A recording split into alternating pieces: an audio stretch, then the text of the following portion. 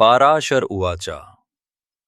YouTube channel में आपका स्वागत है और मैं हूं doctor Rakesh Kumar Parashar.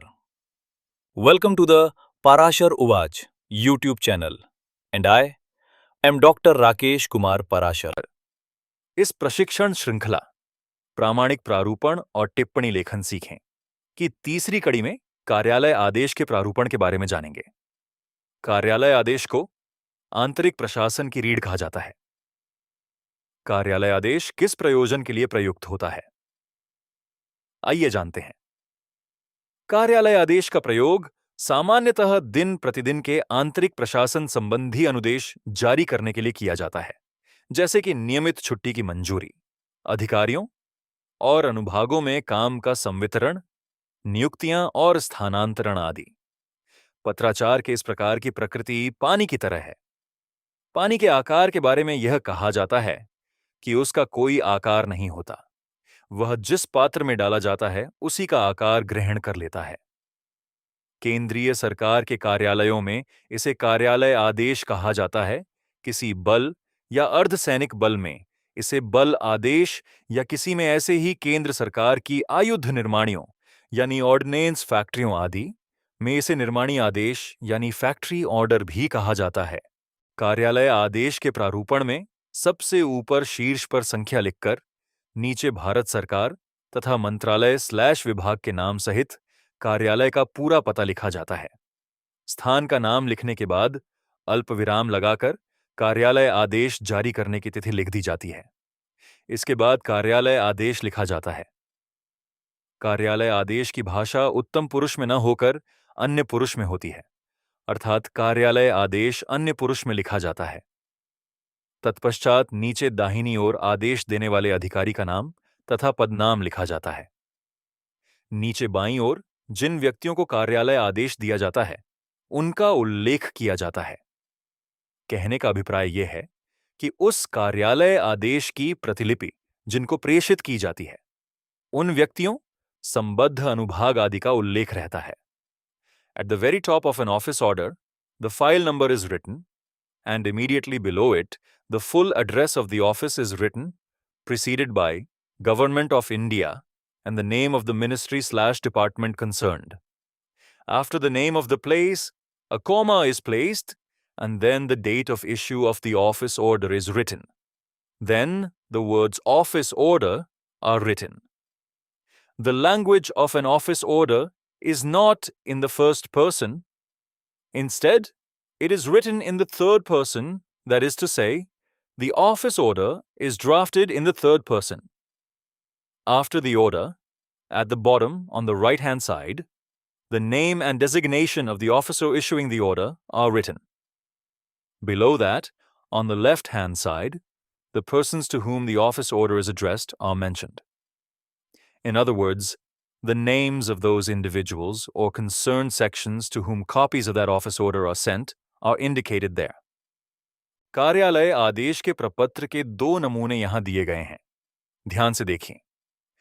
Here we are providing two sample formats of the office order form. Please examine them carefully. कार्यालय आदेश में प्रयुक्त होने वाले वाक्य सांचे। See the sentence templates used in office orders. सभी सहायक निदेशक आंतरिक मूल्यांकन रिपोर्ट मई-नवंबर माह के अंत तक प्रस्तुत करें। All assistant directors are directed to submit the internal assessment reports by the end of the months of May and November, respectively. Shrimati Anupama को दिनांक 12 मई 2026 से 22 मई 2026 तक 10 दिन की अर्जित छुट्टी स्वीकृत की जाती है। The earned leave of Mrs. Anupama from 12 May 2026 to 22 May 2026 is sanctioned. देखा गया है कि चौकीदार रात की ड्यूटी में अधिकतर विलंब से आते हैं।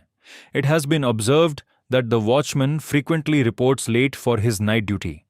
लेखा एवं वेतन का कार्य स्थापना अनुभाग करेगा। The accounts and salary work shall be carried out by the establishment section. Shri David पदोन्नति की तारीख से 2 वर्ष की अवधि तक परिवीक्षा पर रहेंगे। Mr. David shall remain on probation for a period of 2 years from the date of promotion. Shri Ram Gopal अपना स्पष्टीकरण 7 दिन के कर दें, अन्यथा उनके खिलाफ अनुशासनिक कार्रवाई जाएगी। Mister Ram Gopal is directed to submit his explanation within 7 days, otherwise disciplinary action will be initiated against him. कार्यालय में मध्यंतर की अवधि को आधे घंटे तक सीमित रखने के लिए आवश्यक कदम उठाए जाएं। Necessary steps shall be taken to restrict the lunch break period in the office to half an hour. Shri Lekhraj को लेखा अनुभाग में स्थानांतरित किया जाता है। Mister Lekhraj is transferred to the account section. Shri Gopal Das Daftari का वेतन प्रवरण श्रेणी में वेतनमान रुपए प्रतिमाह दिनांक से नियत किया जाता है। The pay of mister Gopal Das pen in the time scale category is fixed at रुपये per month, effective from Shri Tango की तैनाती स्थापना अनुभाग में की जाती है। Mister Tango is posted to the establishment section.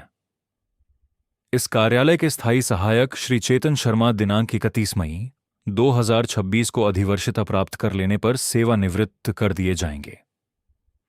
This officers permanent assistant Shri Chetan Sharma upon attaining superannuation on 31st May 2026 will be retired. रात्रि में ड्यूटी करने वाले कर्मचारियों को निर्धारित दर पर समयोपरि भत्ता लेने का अधिकार होगा। Employees working on night duty shall be entitled to overtime allowance at the prescribed rate. प्रशासन अनुभाग में काम के बोझ / काम की अधिकता को देखते हुए अलग से लेखा अनुभाग स्थापित किया जा रहा है। In view of the excessive workload in the administration section, a separate account section is being established. छुट्टी न बढ़ाने के संबंध में श्रीमती राज ग्रोवर को सूचित किया जाता है। श्रीमती राज Grover is informed that her leave will not be extended. Shrimati लीला पटवर्धन को संसद एकक में तैनात करने के आदेश तत्काल जारी करें। Immediate orders may be issued for posting Mrs. Leela Patwardhan to the Parliament cell. अनुसंधान सहायक को वार्षिक रिपोर्ट का अनुवाद करने की अनुमति दें। The research assistant may be allowed to translate the annual report. Shri विपुल को त्योहार अग्रिम स्वीकृत करें। Festival advance is to be sanctioned in favor of Mr. Vipul. कार्यालय आदेश के मसौदों के अभ्यास के लिए 5 स्थितियां दी गई हैं और उनका मसौदा किस तरह तैयार करना है उसके सामने दिया गया है। इन स्थितियों पर एक-एक कर दृष्टि डालेंगे। 5 situations have been given for practice on drafting office orders, and how to prepare their drafts is provided alongside them. We will now take a look at each of these situations one by one. स्थिति 1 देखें। आपके मंत्रालय के अवर श्रेणी लिपिक श्री जयपाल ने 60 दिन की छुट्टी के लिए आवेदन किया है। ये है। अतः उन्हें 30 दिन की अर्जित छुट्टी, 20 दिनों की परिणत छुट्टी और 10 दिन की असाधारण छुट्टी मंजूर करने के लिए कार्यालय आदेश का मसौदा तैयार करें और छुट्टी से पहले रविवार तथा बाद में राजपत्रित छुट्टियों के साथ जोड़ने की अनुमति दी जाए। इसका हल सामने दिया गया है। स्थिति 2 देखें। श्री प्रियरंजन अनुसंधान सहायक ने वित्त मंत्रालय के अधीनस्थ कार्यालय की वार्षिक रिपोर्ट का अनुवाद किया है। इसके लिए उन्हें विभागीय अनुमति दी जा चुकी है। अब उन्होंने उक्त कार्य के लिए 2000 रुपये पारिश्रमिक ग्रहण करने के लिए अनुमति मांगी है। अनुमति दिए जाने के संबंध में कार्यालय आदेश का मसौदा बनाएं। इसका मसौदा सामने देखें। स्थिति 3 देखें। श्री देशराज सहायक को सचिवालय प्रशिक्षण तथा प्रबंध संस्थान में प्रशिक्षण के लिए चुन लिया गया है। वे 6 महीने तक प्रशिक्षण पर रहेंगे। उनके स्थान पर किसी अन्य व्यक्ति को तैनात करने तथा श्री देशराज को कार्यमुक्त करने के बारे में कार्यालय आदेश का मसौदा तैयार करें। इसका मसौदा सामने देखें। स्थिति 4 देखें। सर्व श्री राकेश कुमार प्रवर श्रेणी लिपिक और श्रीमती अंबिका प्रवर श्रेणी लिपिक राष्ट्रीय सूचना केंद्र से कंप्यूटर प्रशिक्षण पूरा करके लौट आए हैं। उन्हें क्रमशः लेखा तथा प्रशासन अनुभाग में तैनात किया जाता है। उक्त स्थिति पर कार्यालय आदेश का मसौदा तैयार करें। इसका मसौदा सामने देखें। स्थिति 5 देखें। वाणिज्य एवं उद्योग मंत्रालय का हिंदी अनुभाग कार्यान्वयन एवं अनुवाद दोनों ही कार्य कर रहा है। संसद सत्र, वार्षिक रिपोर्ट आदि के कार्य की अधिकता के कारण कार्यान्वयन का कार्य समय पर नहीं हो पाता। अतः यह निर्णय लिया गया है कि राजभाषा कार्यान्वयन एकक की स्थापना की जाए। इस आधार पर एक कार्यालय आदेश का मसौदा तैयार करें। इसका मसौदा सामने देखें। कार्यालय आदेश की मुख्य विशेषताओं के बारे में जानें। इसमें संबोधन और अधोलेख नहीं होता। अन्य पुरुष की भाषा का प्रयोग होता है। इसका प्रयोग कार्यालय आंतरिक प्रशासन के लिए होता है। इसकी प्रतिलिपि सूचनार्थ संबंधितों को देना अनिवार्य होता है। Learn about the key features of the office order. It does not include a salutation or subscription. It uses the language of the third person. It is used for office internal administration. Its copies must be given to the concerned parties for their information. परीक्षाओं में कार्यालय आदेश के संबंध में अधिकतर पूछे जाने वाले प्रश्न एवं उनके उत्तर। Most frequently asked questions and their answers regarding office orders in examinations. प्रश्न: किस प्रकार के अनुदेश जारी करने हेतु कार्यालय आदेश का प्रयोग किया जाता है?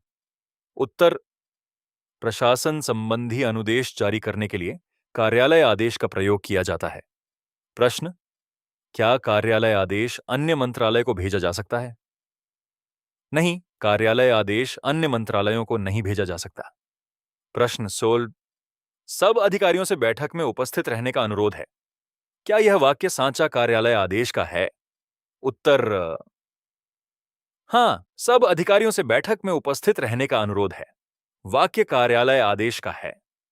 प्रश्न: कार्यालय आदेश में संबोधन और अधोलेख का प्रयोग होता है या नहीं? उत्तर: कार्यालय आदेश संबोधन और अधोलेख का प्रयोग नहीं होता। प्रश्न: कार्यालय आदेश में प्रेषक का उल्लेख कहां किया जाता है?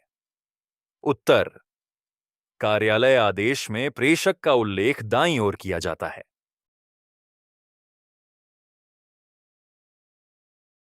इस वीडियो को समाप्ति तक देखने के लिए धन्यवाद। पाराशर उवाच का आगामी आकर्षण, आदेश, ऑर्डर देखना न भूलें। यह वीडियो आपको अच्छा लगा हो तो लाइक एवं सुझाव हेतु कमेंट अवश्य करें। यदि अभी तक इस चैनल को सब्सक्राइब नहीं किया है तो इस सब्सक्राइब कर हिंदी के प्रचार प्रसार के सहयात्री बनें।